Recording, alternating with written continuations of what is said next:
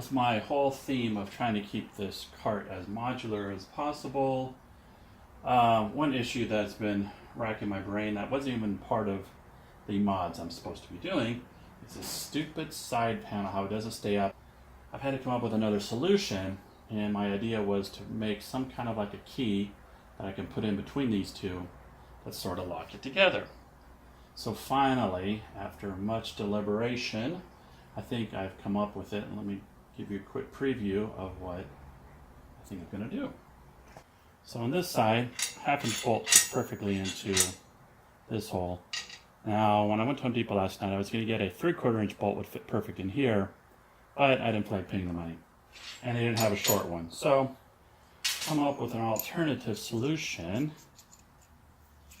and it is as follows. I discovered that if I get these 3/8 inch bolts, which is about the same length.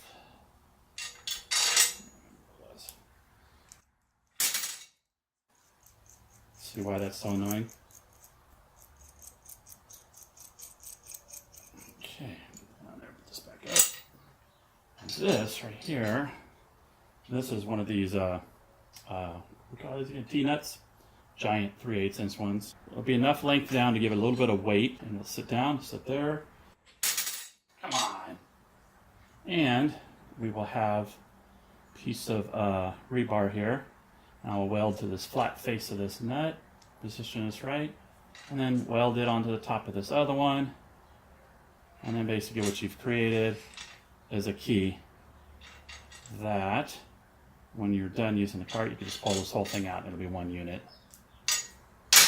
And basically, it'll be something like this. And the way I measured this out is if I cut this in half, this will be enough threading that I can do the other side as well. So I only have to waste one bolt.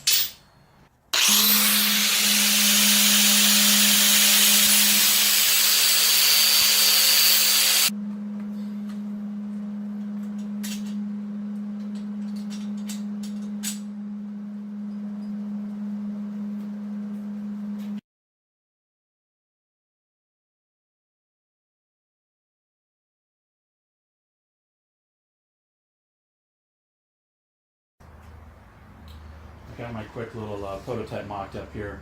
What this is going to be is we want some little hooks here on the side. He's got some long poles that I think are between 5 and 6 feet long. So I'm going to probably put one here, and one on the end. That should be sufficient.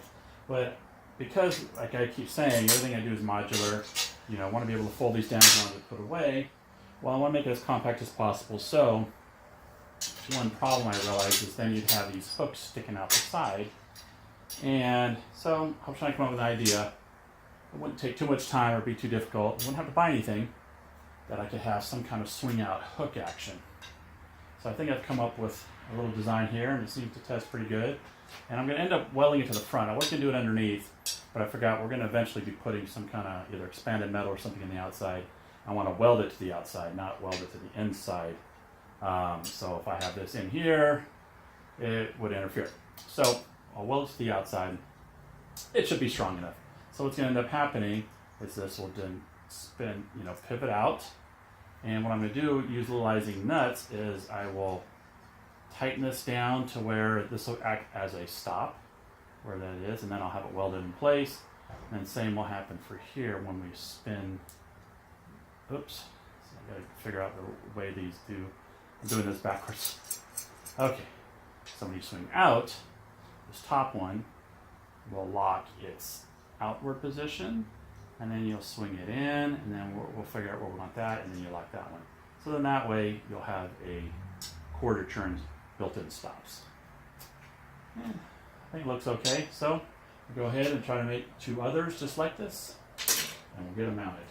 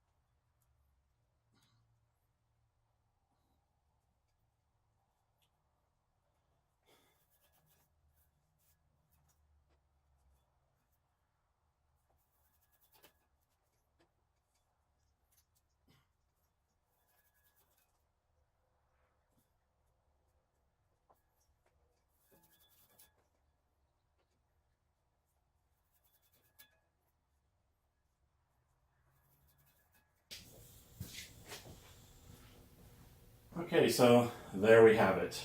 Card is complete, and got to get it out of here now and get it delivered. He's going to paint it up himself. So I thought I'd give you a quick overview of what is it that I actually did. Well, first and foremost, was getting this bar put in at an angle. It's about a 22.5 degree angle, and that turned it into the push cart mode.